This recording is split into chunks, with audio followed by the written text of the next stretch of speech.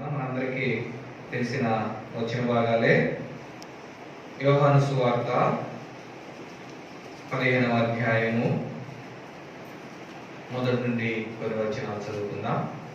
యోహాను సువార్త 15వ అధ్యాయము మొదటి నుండి కొన్ని వచనాలు చదువుకుందాం. కొత్త నిబంధన గ్రంథము 96వ పేజీ.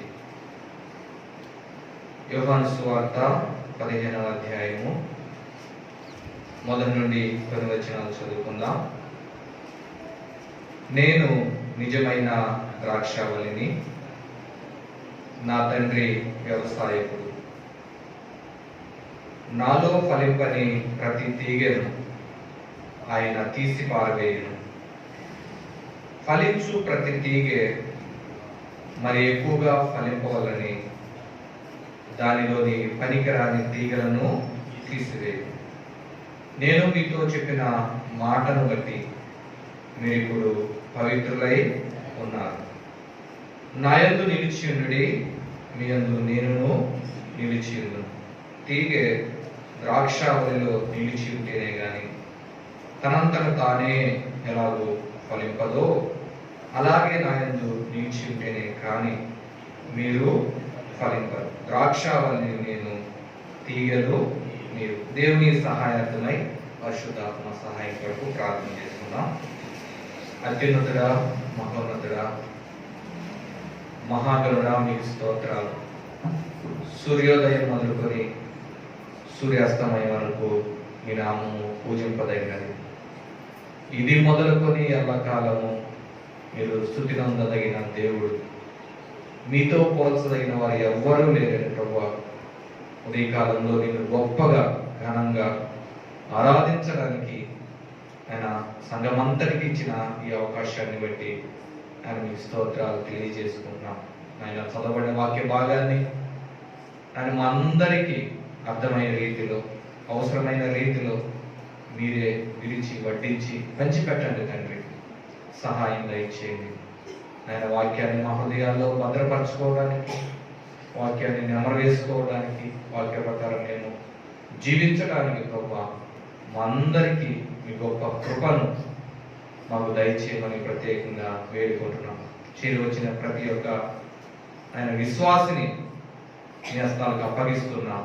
నీ కృపతో ఆయన వారిని జ్ఞాపకం చేసుకోండి. నీ కరుణతో వారిని జ్ఞాపకం చేసుకోండి. వారి ప్రతి విధమైన అవసరతను, అక్కరను నీ మహిమైశ్వర్యం చొప్పున తీర్చి వారికి సహాయం దయచేయమని ప్రత్యేకంగా ప్రార్థన చేస్తున్నాం. నేను ఇక్కడ నిలిచి పనిచేస్తున్న మీ దీన దాసుని కుటుంబాన్ని, సేవకుని కుటుంబాన్ని, అలాగే బాధ్యతతో పనిచేస్తున్న కుటుంబాలను అందరినీ, ప్రతి ఒక్క విశ్వాసాన్ని మీ దైవ హస్తాలకు అప్పగిస్తున్నాం. సహాయం దయచేయండి. నూరంతల ఫలాన్ని వారికి దయచేయమని ప్రత్యేకంగా ప్రార్థన చేస్తున్నాం. ఆయన మీ దాసుడు నిలబడి ఉన్నాడు, వట్టివాడు మట్టివాడు, దుమ్ము ధూళి లాంటి వాడు అయి ఉంటుండగా ప్రభువా, మీ దాసుని నోటికి తోడుగా ఉండండి, ఊరగా ఉండండి. మీ ఆత్మ పూర్ణతను దయచేయండి. విసులు చాటున మరుగు చేయమని, సహాయం దయచేయమని వాక్యమైన యేసు క్రీస్తు వారి పరిశుద్ధ నామమున స్తుతించి ప్రార్థించి వేడుకుంటున్నాము తండ్రి. ఆమేన్. మంచిది. మనము అనేక పర్యాయాలు ఈ వాక్య భాగాన్ని విని ఉంటే ఉంటాం. అయినా దేవుడు ఇచ్చిన వాక్యాన్ని బట్టి మనం కొద్దిగా కొన్ని తలంపులు మనము దీంట్లో నుంచి నేర్చుకుందాము, ధ్యానించుకుందాం. అలాగా మర్చిపోకుండా జీవించడానికి మనందరం కూడా ప్రయత్నం చేద్దాం. మొదటి వచనం చదువుకుందాము. నేను నిజమైన ద్రాక్షావళిని, నా తండ్రి వ్యవసాయకుడు. 5వ వచనం అంటున్నాడు, ద్రాక్షావళిని నేను, తీగలు మీరు. ఇక్కడ ముగ్గురు వ్యక్తులు కనబడుతున్నారు. నేను నిజమైన ద్రాక్షావళిని, నా తండ్రి వ్యవసాయకుడు. ద్రాక్షావళిని నేను, తీగలు మీరు. తండ్రి, కుమారుడు, అలాగే మనల్ని ఇక్కడ ప్రభువైన యేసుక్రీస్తు వారు చూపెడుతున్నాడు. నేను నిజమైన ద్రాక్షావళి. యేసు ప్రభు వారు ద్రాక్షావళితో పోల్చుకుంటున్నాడు. తండ్రిని వ్యవసాయకునితో పోలుస్తూ ఉన్నాడు. మనల్ని తీగలతో పోలుస్తున్నాడు. చేరువచ్చిన మనము, తీగలుగా ఉంటున్న మనం ద్రాక్షావళిలో ఎదగాలని, ద్రాక్షావళిలో ఫలించాలని, ద్రాక్షావళిలో అభివృద్ధి పొందాలని దేవుడు ఇష్టపడుతుండగా ఉదయకాల సమయంలో చేరి వచ్చిన మనందరం దేవుడు మనకు కొన్ని పాఠాలు నేర్పిస్తూ ఉండగా అవి మనందరం నేర్చుకోవడానికి ఇష్టపడదాం. దేవుడు మన పట్ల కలిగిన ఉద్దేశాలు, దేవుడు మన పట్ల కలిగిన ఆలోచన, దేవుడు మన పట్ల కలిగిన చిత్తం ఏమైంటుందో కొద్దిగా మనము జ్ఞాపకం చేసుకుందాము. గమనించినట్లయితే 15వ అధ్యాయము 8వ వచనాన్ని చదువుకుందాము. 15వ అధ్యాయము 8వ వచనం. మీరు బహుగా ఫలించుట వలన నా తండ్రి మహిమపరచబడు. ఉదయకాల సమయంలో మనం గమనించినట్లయితే యేసు ప్రభు వారి యొక్క ఉద్దేశం, ఆయన యొక్క చిత్తం మన పట్ల ఏముందంటే మనము ఫలించాలి. ఫలించడం మాత్రమే కాదు కానీ బహుగా ఫలించాలి. ఫలించాలనేది దేవుని యొక్క చిత్తము, ఉద్దేశము మన పట్ల అయ్యుంటుండగా మనం ఫలించడానికి అందరం కూడా సిద్ధపడాలి.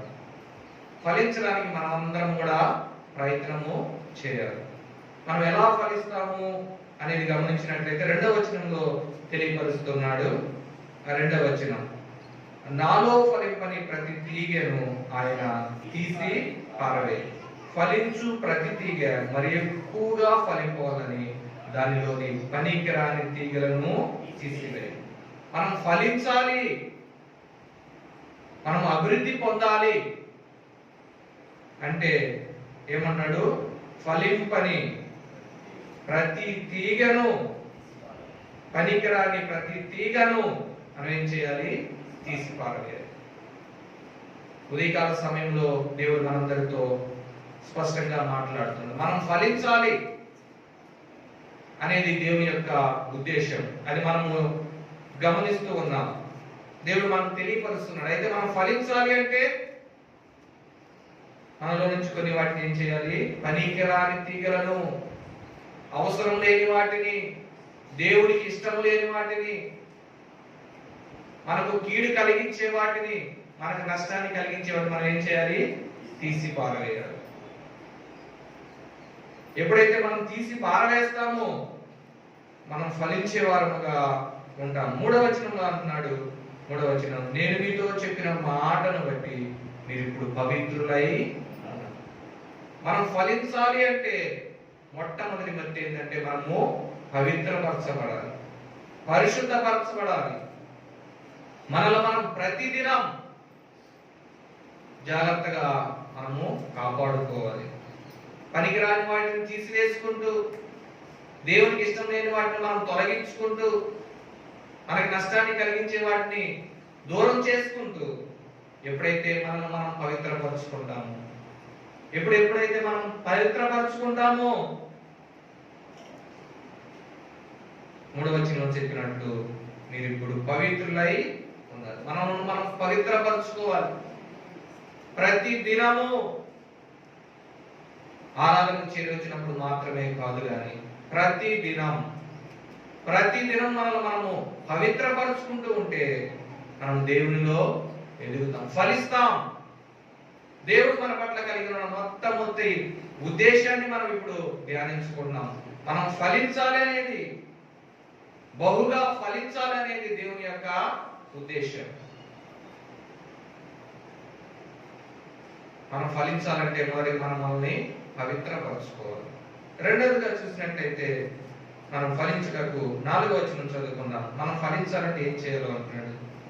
నా యందు నిలిచి ఉండుడి, మీ యందు నేనును నిలిచి ఉండు. తీగ ద్రాక్షావళిలో నిలిచి ఉంటేనే గాని తనంతట తాను ఎలాగో ఫలింపదు కదండి. మనం ఫలించాలి అంటే మనం ఎవరిలో నిలిచి ఉండాలి? ఆయన యందు, ఆయనలో మనం ఏం చేయాలి? నిలిచి ఉండాలి. మనం ఆయనలో నిలిచి ఉండడానికి మనము సిద్ధపరచుకోవాలి. రెండు విషయాలు చూసాము. మనం ఫలించాలంటే మొదటిగా మనం పరిశుద్ధపరచుకోవాలి. రెండోదిగా ఆయన మనము నిలిచి ఉండాలి. దేవుడు అందరితో మనల్ని ఆగిపోమంట. ఫలించడం మాత్రమే కాదు, దేవుని యొక్క ఉద్దేశం ఏంటంటే మనం బహుగా ఫలించాలి. 8వ వచనం చూసినట్లయితే 7 నుంచి చదువుకుందాం. 7వ వచనం నుంచి, నా యందు మీరును మీ యందు నా మాటలను నిలిచి ఉండినలా మీకేది ఇష్టమో అడుగుడి, అది మీకు అనుగ్రహింపబడును. మీరు బహుగా ఫలించుట వలన నా తండ్రి మహిమపరచు. మనం ఎప్పుడు బహుగా ఫలిస్తాము? మనం పరిశుద్ధపరచుకున్నప్పుడు, ఆయన యందు నిలిచి ఉన్నప్పుడు మనం ఫలిస్తాము. ఇక్కడ చూసినట్లయితే 7వ వచనం, నా యందు మీరును మీ యందు నా మాటలు నిలిచి ఉన్న ఎడల మీరు బహుగా ఫలిస్తారు. ఆయన ఎప్పుడైతే మన యందు నిలిచి ఉంటాడో, ఎప్పుడు మన యందు ఆయన మాటలు నిలిచి ఉంటాయో, ఎప్పుడు మనం ఆయనను గైకొంటామో, ఆయన వాక్యాన్ని గైకొంటామో, ఎప్పుడు మన హృదయంలో ఆయనను ఉంచుకుంటామో, ఆయన వాక్యాన్ని మన హృదయంలో నిలుపుకుంటామో, అప్పుడు మనం ఏం చేస్తాము? ఫలిస్తాం, బహుగా ఫలిస్తాం. మొదటిగా పనికిరాని వాటిని తీసివేసుకోవాలి. మనం పరిశుద్ధపరచుకోవాలి ప్రతిదినం. తర్వాత మనం ఆయన యందు నిలిచి ఉండాలి. మాత్రమే కాదు కానీ ఆయన మనలో నివసిస్తే, మన యందు ఆయన నివసిస్తే, మన యందు ఆయన నిలిచి ఉంటే మనం బహుగా ఫలిస్తాం. దేవుడు మొట్టమొదటిగా మన పితరుడైన ఆదామును అవ్వను చేసినప్పుడు ఆయన పలికిన మాట, మీరు ఫలించి అభివృద్ధి పొంది భూమిని నింపండి. దేవునికి మన పట్ల ఒక ప్రత్యేకమైన శ్రద్ధ, దేవునికి మన పట్ల ప్రత్యేకమైన కోరిక. మనం ఫలించాలి అనేది, మనం అభివృద్ధి పొందాలనేది, నింపాలి, భూమిని నింపాలి అనేది. కాబట్టి మనము దేవుని సన్నిధిలో నిలిచి ఉన్న మనం దేవుని కోరికను, దేవుని ఆశను మనం నెరవేర్చాలి, మనం ఫలించాలి. తర్వాత జలప్రళయం తర్వాత నోవాహు ఆ ఓడల నుంచి బయటికి వచ్చాడు. దేవునికి పైన సువాసనకరమైన ఆరాధన అప్పగించినప్పుడు మరలా నోవాహును దేవుడు ఆశీర్వదిస్తున్నాడు. ఆ వచనాలు చదువుకున్నాం చూడండి. ఆదికాండము 9వ అధ్యాయము 1 నుంచి చదువుకుందాం. మరియు దేవుడు నోవాహును అతని కుమారులను ఆశీర్వదించి, మీరు ఫలించి అభివృద్ధి పొంది భూమిని నింపి. అసలు మాటి మాటికి దేవుడు మానవుల పట్ల కలిగిన ఉద్దేశం మనం ఫలించాలి, ఫలించాలి, ఫలించాలి అనేది. చేరువచ్చిన మనందరం మనం ఫలించాలి అనేది దేవుని చిత్తమైనట్టుగా మనం చూస్తూ ఉన్నాం. మనం ఎలా ఫలిస్తామంటే మనము పరిశుద్ధపరచుకోవాలి. మనం ఆయన యందు నిలిచి ఉండాలి. ఆయన మన యందు ఎప్పుడైతే నిలిచి ఉంటాడో, ఎప్పుడైతే మనం ఆయన మాటలు గైకుంటామో, ఆయన వాక్యాన్ని గైకుంటామో, అప్పుడు ఆయన మన యందు నిలిచి ఉండడం ద్వారా ఫలించడం మాత్రమే కాదు, మనం బహుగా ఫలిస్తాం. ఆదామును ఫలించమని ఆశీర్వదించిన దేవుడు, నోవాహును ఫలించమని ఆశీర్వదించిన దేవుడు ఈరోజు నిన్ను నన్ను కూడా ఫలించమని దేవుడు ఆశీర్వదిస్తున్నాడు.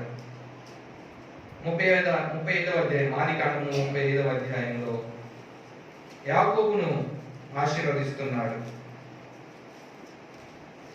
35వ అధ్యాయము 11వ వచనం చదువుకుందాం. ఆదికాండము, మరియు దేవుడు నేను సర్వశక్తి గల దేవుడను, నీవు ఫలించి అభివృద్ధి పొందుము. జనమును జనముల సమూహమును నీ వలన కలుగును. రాజులను నీ గర్భవాసమున పుట్టెను. చాలు చాలు. మరలా యాకోబును ఫలించమని ఆశీర్వదిస్తున్న దేవుని ఇక్కడ మనము చూస్తూ ఉన్నాం. ఆదామును ఫలించమని ఆశీర్వదించాడు, నోవాహును ఫలించమని ఆశీర్వదించాడు, యాకోబును కూడా ఫలించమని ఆశీర్వదిస్తున్న దేవుడు ఉదయకాల సమయంలో నిన్ను నన్ను మనందరినీ మన సంఘాన్ని ఆయన ఫలించమని ఆశీర్వదిస్తుండగా మనం ఫలం పొందుకోవడానికి ఫలించడానికి మనం చేయవలసింది ఏంటంటే మనము పరిశుద్ధపరచుకోవాలి. మనం ఆయన యందు నిలిచి ఉండాలి. ఆయన మన యందు నిలిచి ఉంటే మనం ఫలించే వారుగా ఉంటాం. గమనించినట్లయితే కొలసీలకు రాసిన పత్రిక 1వ అధ్యాయము 6వ వచనం చదువుకున్నాము.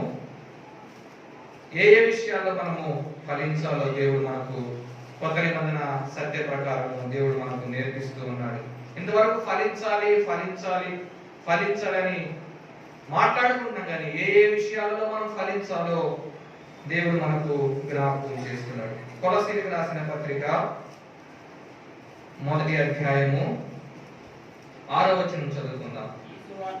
ఈ సువార్త సర్వలోకములో ఫలించుచు వ్యాపించుచున్నట్లుగా మీరు దేవుని కృపను గురించి విని సత్యముగా గ్రహించిన నాట నుండి మీలో సహితము ఫలించుచు వ్యాపించుచున్నది. ఇక్కడ కొలసీలకు రాసిన పత్రికలో అపోస్తలుడైన పౌలు కొలసీలో ఉన్న సంఘంతో మాట్లాడుతూ యేసు ప్రభువారిని గురించిన సువార్త సర్వలోకములలో ఫలిస్తుంది. అలాగే కొలసీలో ఉన్న సంఘంలో కూడా ఈ సువార్త ఏం చేస్తుంది? ఫలిస్తుంది. మీలో సహితము ఫలించుచు వ్యాపించుచున్నారు. కొలసీలో ఉన్న పరిశుద్ధులందరిలో, కొలసీలో ఉన్న సంఘములో ఏం కనబడుతుందంటే సువార్త ఫలము కనబడుతుంది. సర్వలోకంలో ఎలాగైతే యేసు ప్రభువారిని గురించిన సువార్త ఫలిస్తూ వ్యాపిస్తూ ఉందో, కొలసీలో ఉన్న సంఘములో, కొలసీలో ఉన్న పరిశుద్ధులలో మీలో సైతం అన్నాడు. ప్రతి ఒక్కరిలో దేవుడు కోరుకుంటున్నది ఏంటంటే సువార్త ఫలం. చేరి వచ్చిన మనందరం కూడా సువార్త ప్రకటించేవారు. సేవకులు మాత్రమే కాదు, పెద్దలు మాత్రమే కాదు, కానీ ప్రతి ఒక్కరికి దేవుడు ఇచ్చిన ఈ కృప సువార్త ఫలం. నీవు నేను సువార్తలో ఫలించాలి. మన పొరుగు వారికి, ఇరుగు వారికి, బంధువులకు, స్నేహితులకు, ఇంటిలోని వారికి సువార్తను ప్రకటించాలి, సువార్తను చెప్పాలి. దేవుని మందిరానికి తీసుకొని రావాలి. సువార్త ఫలం మనందరము ఫలించాలి. ఇంకా ఎంతో మంది ప్రభుని ఎరకున్నారు, ప్రభు గురించి తెలుసుకోకున్నారు, ప్రభు ప్రేమను, ప్రభు త్యాగాన్ని, ఆయన గుణలక్షణాలు వారికి మనం తెలియపరచాలి. సువార్త ఫలాన్ని మనం ఫలించే వారుగా ఉండాలి. గలతీయులకు రాసిన పత్రిక మనందరికి తెలిసినవే ఆత్మ ఫలం.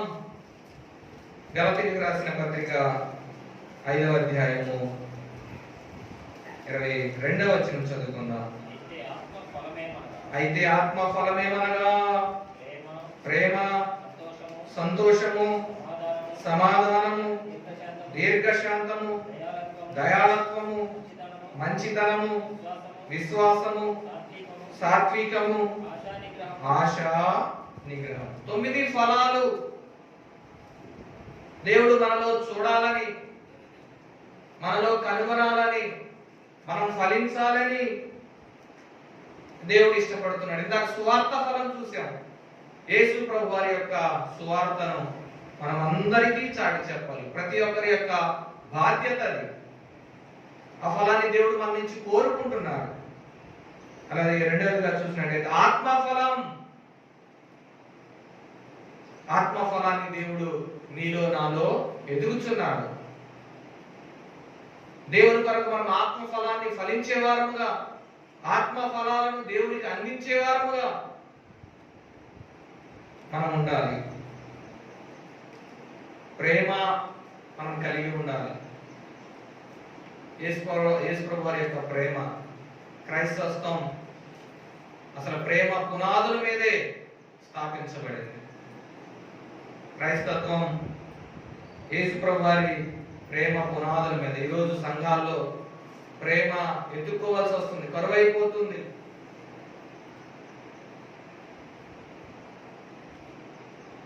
గమనించినట్లయితే ఆత్మ ఫలాలను మనం ఫలించాలి. ప్రేమ, సంతోషము, సమాధానం, దీర్ఘశాంతం, దయాళత్వం, మంచితనం, విశ్వాసం, సాత్వికం, ఆశ, నిగ్రహం.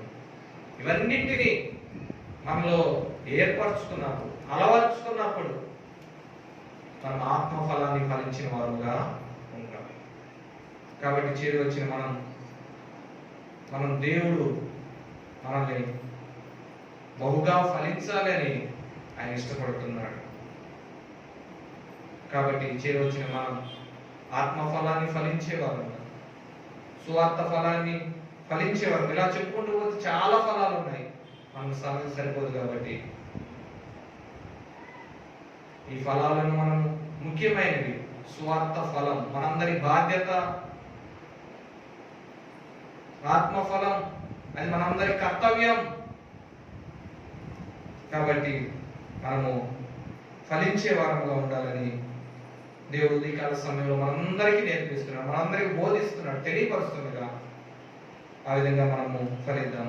రెండవదిగా మనం చూసినట్లయితే యోహాను సువార్త 15వ అధ్యాయము 11వ వచనం చదువుకుందాం. మొదటిగా దేవుడు మనము ఫలించాలి, బహుగా ఫలించాలని దేవుని యొక్క ఉద్దేశాన్ని ఉదయకాల సమయంలో ఆయన బయలుపరుస్తున్నాడు. రెండవదిగా చూసినట్లయితే యోహాను సువార్త 15వ అధ్యాయము 11వ వచనం చదువుకుందాం. మీ యందు నా సంతోషము ఉండవలనియు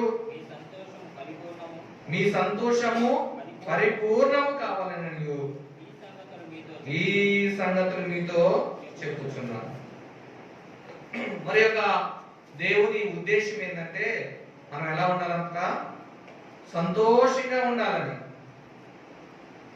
మనం సంతోషంగా ఉండాలనేది దేవుని యొక్క చిత్తం. పరిపూర్ణమైన సంతోషం. ఇందాక బహుగా ఫలించాలి. ఫలించడం మాత్రమే కాదు కానీ మనం బహుగా ఫలించాలి. ఇప్పుడు మనం సంతోషంగా ఉండటమే కాదు కానీ పరిపూర్ణమైన, సంపూర్ణమైన సంతోషాన్ని మనము కలిగి ఉండాలనేది దేవుని యొక్క గొప్ప ఉద్దేశం. అక్కడే ప్రక్కనే యోహాను సువార్త 16వ అధ్యాయము, యోహాను సువార్త 16వ అధ్యాయము 24వ వచనం చదువుకుందాం. 24వ వచనం చదువుకుందాం. యోహాను సువార్త 16వ అధ్యాయం 24వ వచనం. మీ సంతోషము పరిపూర్ణమగునట్లు అడుగుడి, మీకు దొరుకుతుంది. మనం అనేక పర్యాయాలు దేవుణ్ణి అడుగుతున్నాం తాత్కాలికమైన సంతోషం కోసం, అప్పటికప్పుడు అవసరమైన సంతోషం కొరకు. దేవుడు అలా ఇష్టపడతల్లా. మీ సంతోషము పరిపూర్ణమగే వరకు అడగండి, మీకు దొరుకుతుంది. దేవుడు మనకు ఒక గొప్ప వాగ్దానాన్ని ఇస్తున్నాడు. ఎవరు కూడా ఇలాంటి వాగ్దానాన్ని ఇచ్చేవారు లేరు. మీ సంతోషము పరిపూర్ణమయ్యే వరకు అడగండి, మీకు దొరుకుతుంది. ఉదయకాల సమయంలో దేవుడు ఇస్తున్న వాగ్దానాన్ని బట్టి, అభయాన్ని బట్టి మనం సంతోషం పరిపూర్ణమయ్యే వరకు, సంపూర్ణమయ్యే వరకు, పూర్తి అయ్యే వరకు మనము ఆయన అడుగుదాం. దేవుడు మనము పరిపూర్ణ సంతోషంగా ఉండాలని దేవుడు ఇష్టపడుతూ ఉంటుందా? మన సంతోషాన్ని కలిగి ఉందాం, పరిపూర్ణ సంతోషాన్ని కలిగి ఉందాం. పేతురు రాసిన తన పత్రికలో దేవుడిచ్చే సంతోషం ఎలాంటిదో తెలియపరుస్తున్నాడు. మనందరికీ తెలిసిన వాక్యాలే. పేతురు రాసిన మొదటి పత్రిక 1వ అధ్యాయము 8-9 వచనాలు కలిసి ఉన్నాయి, చదువుకుందాము. పేతురు రాసిన మొదటి పత్రిక 1వ అధ్యాయము 8-9 వచనాలు చదువు. మీరు ఆయనను చూడకపోయినను ఆయనను ప్రేమించుచున్నారు, ఇప్పుడు ఆయనను కనులారా చూడకయే విశ్వసించుచున్నారు. మీ విశ్వాసమునకు ఫలమును అనగా ఆత్మరక్షణను పొందుచు చెప్పనసఖ్యమును మహిమాయుక్తమునైన సంతోషము గలవారై ఆనందించుచున్నారు.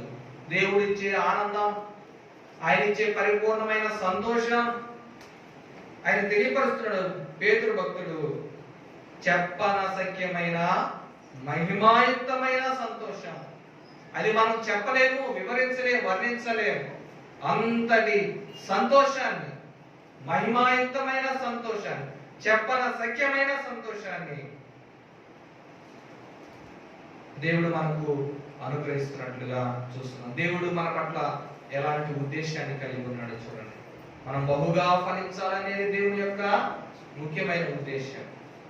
రెండవది, మనం పరిపూర్ణమైన సంతోషాన్ని, సంపూర్ణమైన సంతోషాన్ని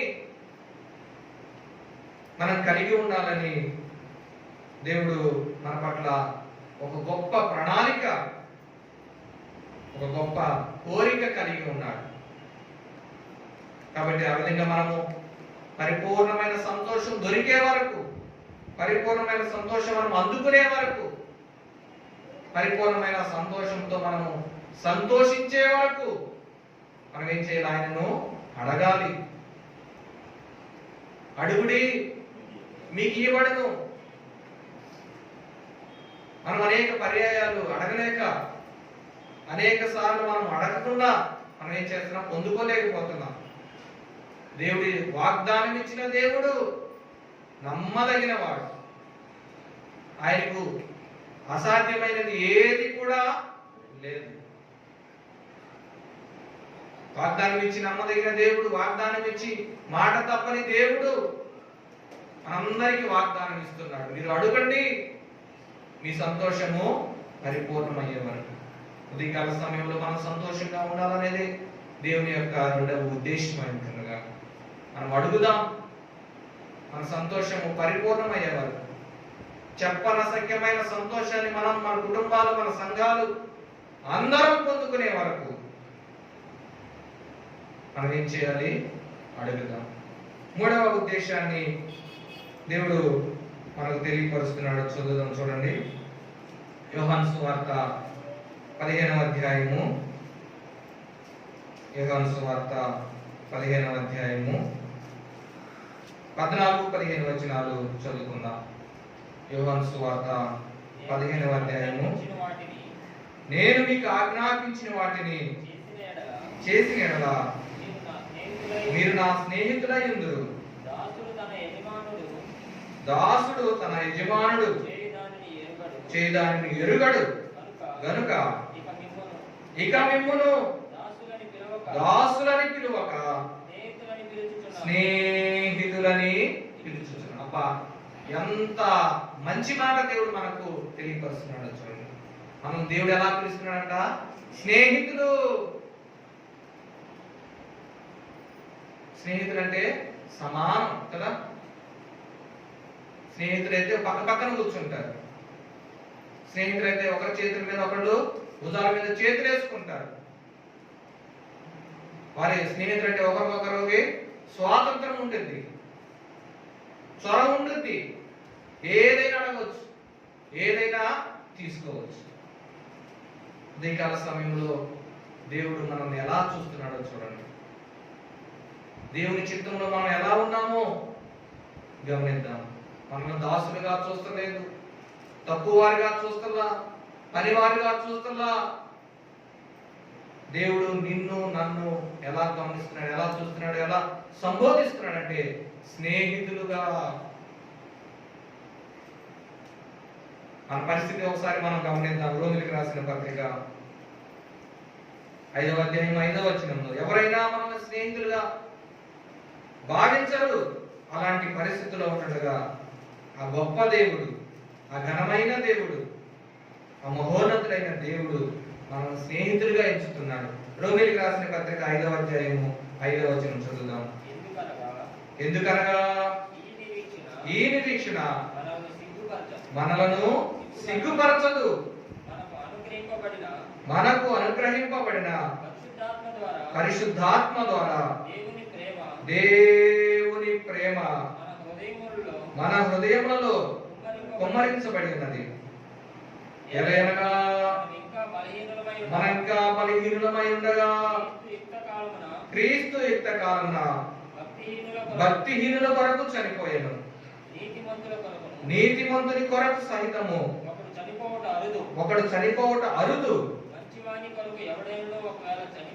మంచివాని కొరకు ఎవడైనను ఒకవేళ చనిపోవా తెగింపవచ్చును. అయితే దేవుడు మన ఎడల తన ప్రేమను వెల్లడిపరుచుచున్నాడు. ఎట్లనగా మనం ఇంకను పాపులమై ఉండగా క్రీస్తు మన కొరకు చనిపోయింది. 10వ వచనం చూసినట్లయితే, ఏలయనగా శత్రువులమై ఉండగా చాలు మనం ఇందా చదువుకున్నట్టు ఆయన మనల్ని దాసులని పిలువక స్నేహితులని పిలుస్తున్నాడు. పిలుచబడడానికి, పిలువబడడానికి అలాంటి అర్హత, మనకు యోగ్యత ఏ మాత్రము కూడా లేదు. మన స్థితి అంతా ఇక్కడ రోమిలికి రాసిన పత్రికలో తెలియపరుస్తున్నాడు. మనము బలహీనులము,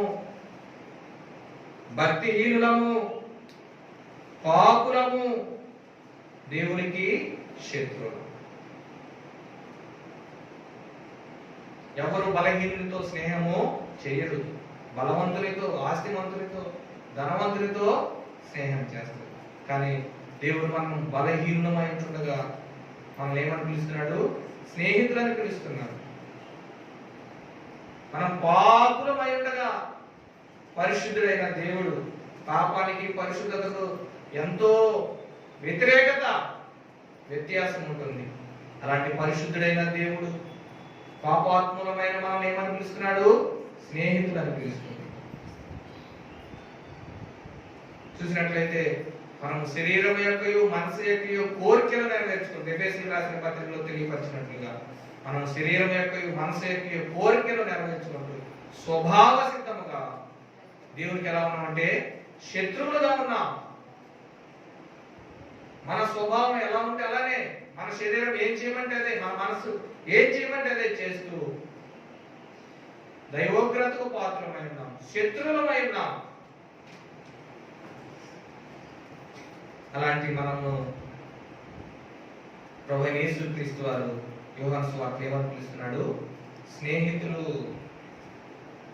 దేవుడు మన పట్ల ఎలాంటి మంచి ఉద్దేశాన్ని కలిగి ఉన్నాడు చూడండి. చేరవచ్చిన మనం, ఆయన మనల్ని దాసులుగా పిలవట్లేదు, దాసులుగా చూడట్లేదు. ఆయన దాసులుగా నిన్ను నన్ను ఎంచకుల్లా ఆయనతో సమానమైన వారముగా, ప్రాణగ్రంథంలో తెలియపరుస్తారు, జయించిన వారిని నాతో కూడా సింహాసనం మీద కూర్చోబెడతాను అంటున్నాడు. సింహాసనాసీనుడైన యేసు ప్రభువారు నీకు నాకు సింహాసనాన్ని సిద్ధం చేస్తున్నాడు. తనతో సమానంగా ఆయన మనం చూస్తూ ఉన్నాడు. ఇంత మంచి దేవుడు, ఇంత ప్రేమ కలిగిన దేవుడు, ఇంత గొప్ప దేవుడు, ఇంత మంచి మనసున్న దేవుడు ఇంకా లోకంలో ఎక్కడైనా ఉన్నారా?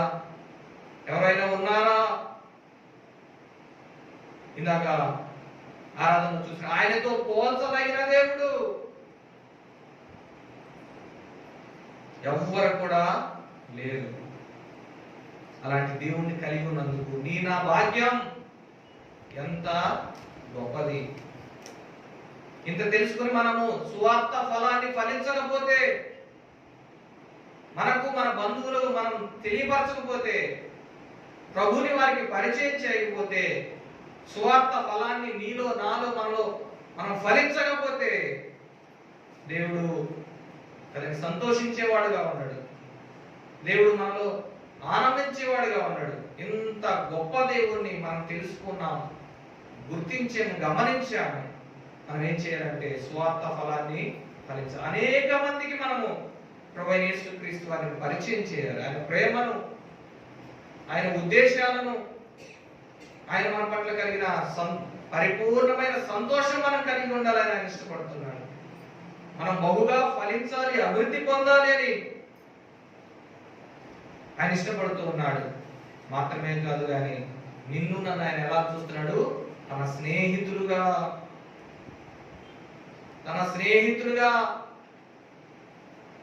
ఎంత మంచి దేవుడు చూడండి. యాకోబు రాసిన తన పత్రికలో అబ్రహాం గురించి సంబోధిస్తూ తెలియపరిచిన చక్కని మాట. యాకోబు రాసిన పత్రిక 2వ అధ్యాయము 23వ వచనం చదువుకుందాం. యాకోబు రాసిన పత్రిక 2వ అధ్యాయము 23వ వచనం. కాబట్టి అబ్రహాము దేవుని నమ్మెను, అది అతనికి నీతిగా ఎంచబడెను, అను లేఖనము నెరవేర్చబడెను, మరియు దేవుని స్నేహితుడని అతనికి పేరు కలిగెను.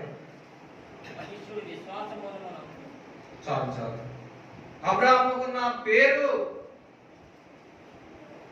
దేవుని స్నేహితుడు. ఎంత మంచి పేరు అబ్రహాం కలిగి ఉన్నాడు. నీవు నేను చేరవచ్చిన మనం కూడా ఇలాంటి మంచి పేరు కలిగి ఉండాలి. దేవుని స్నేహితులు. మనందరం కూడా దేవుని స్నేహితులు అని పిలువబడాలి. మన భక్తి జీవితం కానీ, మన విశ్వాస జీవితం కానీ, మన కుటుంబ జీవితంలో కానీ, ఇరుగు పొరుగు వారితో మనం ప్రవర్తించే ప్రవర్తనలో కానీ వారు మనకు ఒక పేరు పెట్టాలి, వీరు దేవుని స్నేహితులు అని.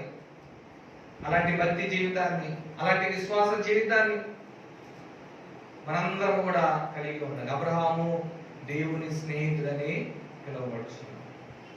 మనందరం కూడా దేవుడు ఎంచుకుంటున్నాడు నిన్ను నన్ను ఆయన స్నేహితులుగా. మరి మనం దేవుని అలా ఎంచుకుంటున్నామా? మన జీవితంలో యేసు ప్రభు వారు అయితే మీరు నా స్నేహితులు, మీరు నాకు దాసులు కాదు, మీరు నా స్నేహితులు అని వ్యక్తం చేస్తుంటే నీవు నేను ఆయన స్నేహితుడిగా ఎంచుకున్నామా? స్నేహితుడిగా చూస్తున్నామా? స్నేహితులతో ప్రవర్తించినట్లు ప్రవర్తిస్తున్నామా?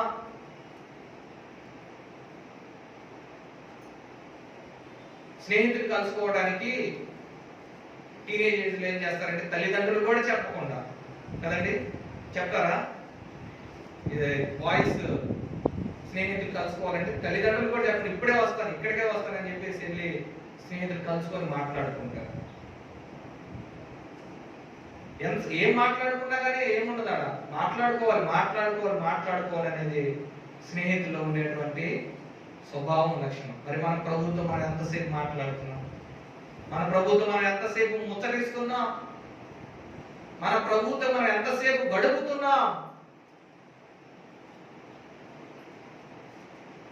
మనం దేవుడు అన్నాడు మీరు నా స్నేహితులు ఆయన మనం వెంట పడుతున్నాడు కానీ మనం ఆయన వెంట పడతల్లా.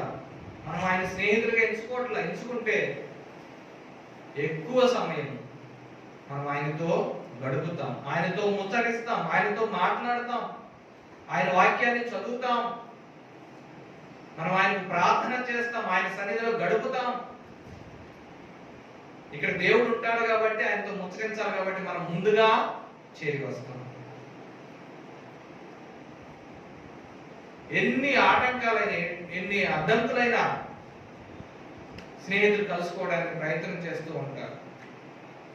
అలాగే ఆరాధన మాత్రమే కాదు కానీ నియామక కూడికల్లో కూడా ప్రభువుని సంధించడానికి, ప్రభువుని కలుసుకోవడానికి, ప్రభువుతో గడపడానికి, ప్రభువులో ఆనందించడానికి ఎన్ని ఆటంకాలైనా ఎన్ని అవరోధాలైనా మనము చేరి రావాలి. అప్పుడు మనం ఆయన్ని స్నేహితులుగా మనము స్వీకరించినాడు. ఆయనైతే మనం స్వీకరించాడు. మీరు నా స్నేహితులు, మీరు నాకు దాసులు కాదు. మరి మనం స్వీకరించాము ఆయన్ని స్నేహితుడిగా. ఉదయకాల సమయంలో దేవుని యొక్క ఉద్దేశాలను మనం తెలుసుకుంటున్నాం. మొదటిగా మనం ఫలించాలి, బహుగా ఫలించాలనేది దేవుని యొక్క ఉద్దేశం. రెండవదిగా మనం పరిపూర్ణమైన సంతోషాన్ని కలిగి ఉండాలనేది దేవుని యొక్క ఉద్దేశం. మూడవదిగా చూసినట్లయితే ఆయన మనల్ని స్నేహితులుగా ఎంచుకుంటున్నాడు. ఆయన మనల్ని స్నేహితులుగా భావించుకున్నాడు. మరి నీవు నేను మనం ఆయనను స్నేహితులుగా అంగీకరించామా లేదా? అంగీకరిస్తే ఆయనతో గడపాలి, ఆయనతో సహవాసం చేయాలి, గుడ్డిగా నమ్మేయాలి కదా. అబ్రహాము దేవుని నమ్మినది అతనికి నీతిగా ఎంచబడింది. ఎలా నమ్మాడంటే తన ఏకైక కుమారుణ్ణి, లేక పుట్టిన కుమారుణ్ణి, ఆ యవనస్తుని దేవునికి అర్పించడానికి ఏమాత్రం కూడా వినతి. అదే స్నేహితునిగా ఎంచుకోవటం, స్నేహితునిగా భావించడం, స్నేహం చేయటం అంటే నీవు నేను దేవుడితో స్నేహం చేయాలి, అంతగా చేయాలి.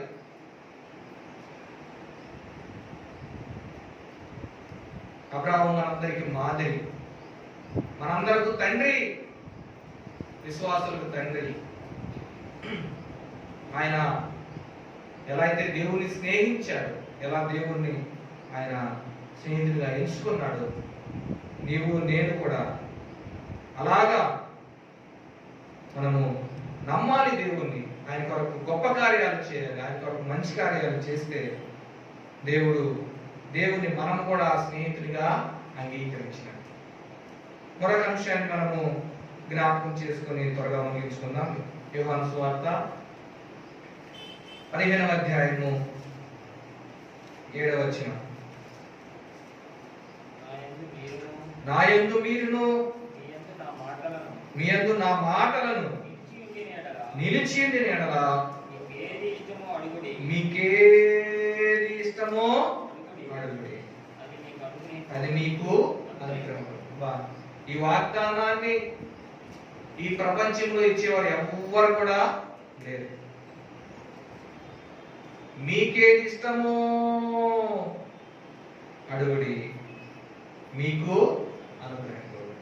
దేవుడు మన ఇష్టాలను నెరవేర్చాలని, మన ఆశను తీర్చాలని ఎంత ఆయన సిద్ధంగా ఉన్నాడో చూడండి. మీకేది ఇష్టమో అడుగుడు. ఉదయకాల సమయంలో దేవుడు మంచి వాగ్దానం మనకిస్తూ ఉన్నాడు. మీకేది ఇష్టమో అడగండి, అడగండి, అడగండి. అక్కడే 14వ అధ్యాయంలోనే 13వ వచనం చదువుకుందాం. యోహాను సువార్త 14:13. మీరు నా నామమున దేనిని అడుగుదురో తండ్రి కుమారుని యందు మహిమపరచుటకై దానిని చేతును. నా నామమున మీరు నన్నేమి అడిగినను నేను చేతును. ఒక్కసారి కదా, అనేక పర్యాయాలు, అనేక వచనాలు దేవుడు నన్ను అడగండి, అడగండి, అడగండి, నేను చేస్తాను, చేస్తాను, చేస్తాను. ఎంత గొప్ప దేవుణ్ణి మనం కలిగి ఉన్నాం. మలాకీ గ్రంథం 3వ అధ్యాయంలో ఒక చక్కని మాట తెలియపరుస్తున్నాడు. మలాకీ గ్రంథం 3వ అధ్యాయం 10వ వచనం చదువుకుందాం. నా మందిరంలో ఆహారం ఉన్నట్లు 10వ భాగమంతయు మీరు నా మందిరపు నిధిలోనికి తీసుకొని రండి. దీని చేసి మీరు నన్ను శోధించిన యెడల నేను ఆకాశపు వాకిండను విప్పి పట్టజాలనంత విస్తారముగా దీవెనలు కుమ్మరించెదనని సైన్యములకు అధిపతి యెహోవా సెలవిస్తుంది. ఆకాశపు వాకిళ్లను విప్పి ఆశీర్వదించే దేవుడు నీకు నాకు మనందరికీ ఉన్నాడు. దీన్ని మనం మర్చిపోవద్దు. ఆకాశపు వాకిళ్లు విప్పితే ఆ ఆశీర్వాదం ఎలా ఉంటుందో దాన్ని మనందరం కూడా పొందుకోవాలి, అనుభవించాలి. అదే దేవుని యొక్క 4వ ఉద్దేశం. మీలో చాలా మందికి తెలిసేమో జార్జి ముల్లర్ గారని, లండన్ లో బ్రిస్టల్ అనే ప్రాంతంలో దేవుని సేవ చేస్తూ వేలాది మంది అనాథలను ఆయన పోషించాడు. కేవలము దేవుణ్ణి అడుగుటను బట్టి, కేవలం ఆయన దేవుని ప్రార్థించడం బట్టే వేలాది మంది అనాథలను ఆయన పోషించాడు. ఎవరిని కూడా ఏ సహాయం అడగడు. తన సొంత భార్యకు కూడా రేపటికి కావాల్సిన అవసరతను, అనాథాశ్రమంలో కావాల్సినటువంటి అవసరతను తన భార్యకు కూడా చెప్పేవాడు కదండి. బైబిల్ తీసి దేవుడైతే ఎక్కడైతే వాగ్దానాలు తెలియపరిచాడో అక్కడ ఏలు పెట్టి ఆయన ధైర్యంగా దేవుణ్ణి ప్రార్థించేవాడు. ఇక్కడ మలాకీ గ్రంథంలో కూడా మనం చూస్తున్నదే. ఏమన్నాడంటే, నా మందిరంలో ఆహారం ఉన్నట్లు 10వ భాగం అంతయు నా మందిరపు నిధిలోనికి తీసుకున్నాడు. దేవుడు 10వ వంతు మాత్రమే పాత నిబంధనను అడిగాడు. 10వ వంతు ఇవ్వండి చాలు, నేనేం చేస్తానన్నాడు, ఆకాశపు వాకిండ్లను విప్పుతాను. దేవుడు ఆకాశపు వాకిండ్లు విప్పలేకపోతున్నాడు అంటే కారణం మనమే. ఎందుకంటే మనం 10వ భాగం అనే భాగాన్ని మనము ఇవ్వకపోవటాన్ని బట్టి. మనం ఎప్పుడైతే 10వ భాగాన్ని విప్పి ఆయన నన్ను శోధించండి అన్నాడు, ధైర్యంగా అడగండి, నువ్వు నాకు ఎందుకు ఇవ్వవు. శోధించడం అంటే అదే. 10వ భాగం ఎప్పుడైతే దేవుని మందిరంలో తీసుకుని వచ్చి మనం ఆయన్ని శోధిస్తామో ఆయన ఆకాశపు వాకిండ్లను విప్పుతాను. ఉదయకాల సమయంలో దేవుడు ఒక గొప్ప వాగ్దానాన్ని ఇస్తున్నాడు. నేను మీకు ఆకాశపు వాకిండ్లను విప్పి మిమ్మల్ని ఆశీర్వదిస్తాను, దీవిస్తాను అని ఆయన సెలవిస్తుండగా చేరి వచ్చిన మనందరం కూడా ఆయన ఆకాశపు వాకిండ్లు విప్పి మనము ఆశీర్వదించబడే విధంగా, దీవించబడే విధముగా నీవు నేను ఉండాలంటే 10వ భాగము దేవుని మందిరంలోనికి తీసుకుని రా. మీకేది ఇష్టమో నన్ను అడగండి అంటున్నాడు. మరి మనం అడుగుతున్నామో దేవుణ్ణి? అడుగుతున్నాం కానీ 10వ భాగం దేవుని మందిరంలో కూడా తేకుండా మనం ఏం చేస్తున్నాము? అడుగుతున్నాం. అందుకే మన సంతోషం పరిపూర్ణం కావట్లేదు, మనం బహుగా ఫలించలేకపోతున్నాం. కాబట్టి ఉదయకాల సమయంలో దేవుడు మనందరితో మాట్లాడుతున్నాడు. అందరితో, నాతో నీతో మనందరితో దేవుడు 4 ఉద్దేశాలను మన పట్ల కలిగి ఉన్నాడనే విషయాన్ని చూస్తున్నాం. మనం బహుగా ఫలించాలనే దేవుని యొక్క ఉద్దేశం. మనం బహుగా ఫలించాలంటే మనం పవిత్రపరచుకోవాలి. తర్వాత మనం ఆయన యందు నిలిచి ఉండాలి. మాత్రమే కాదు కానీ ఆయన మన యందు నిలిచి ఉండేటట్లుగా మనం ఉంటే మనం బహుగా ఫలిస్తాం. రెండవదిగా మన సంతోషము పరిపూర్ణము కావాలి అని దేవుడు ఇష్టపడుతుండగా ఆ చెప్పనసఖ్యమైన మహిమాయుక్తమైన ఆనందాన్ని, సంతోషాన్ని మనందరం పొందుకొని మనం జీవించాలి. మూడవదిగా మనం చూసినట్లయితే ఆయన మనల్ని ఆయన స్నేహితులుగా ఎంచుకుంటున్నాడు. అబ్రహాముని స్నేహితుడని సంబోధిస్తున్నాడు. నిన్ను నన్ను కూడా స్నేహితులుగా ఎంచుకున్నాడు. మరి నీవు నేను ఆయన మనం స్నేహితులుగా ఎంచుకున్నామా? ఎంచుకుందాం. ఆయనతో ముచ్చటిద్దాం, ఆయనతో గడుపుదాం, ఆయనను ప్రార్థిద్దాం, ఆయన వాక్యాన్ని చదువుదాం. ఆ విధంగా మనము కూడా ఆయన్ని స్నేహితులుగా ఎంచుకుందాం. 4వదిగా చూస్తే మీకేది ఇష్టమో అడుగుడి. మనం అడగమని ఆయన చెప్తున్నాడు. మీరు అడగండి అడగండి అడగండి అని. మనమే అడగట్లేదు. మనకు అలాంటి ధైర్యము లేదు. ఎందుకంటే 10వ భాగం మనం తేలేకపోతున్నాం, ధైర్యం మనం కలిగి ఉండలేకపోతున్నాం.